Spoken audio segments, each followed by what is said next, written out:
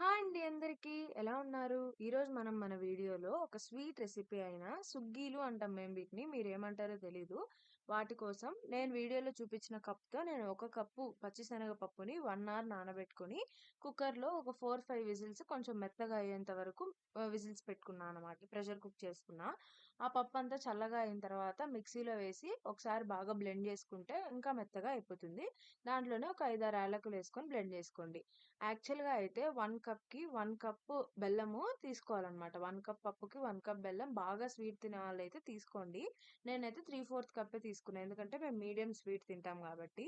బెల్లంలో కొంచెం వాటరేసుకొని కరిగించుకొని ఏమన్నా తరకలుంటాయేమో వడపోసుకున్న తర్వాత మళ్ళీ పొయ్యి మీద పెట్టి బెల్లం కొంచెం ఉడికాక మనం మిక్సీ చేసుకున్న పప్పంతా వేసి ఒక 5-10 నిమిషాలు ఉంచితే వీడియో క్లిప్పింగ్‌లో చూపిస్తున్నట్టు గట్టిగా అవుతుందనమాట. దాన్ని పూర్ణం అంటారు. అది చల్లార్చుకొని చిన్న చిన్న ఉండలు చేసుకొని పక్కన పెట్టుకోండి.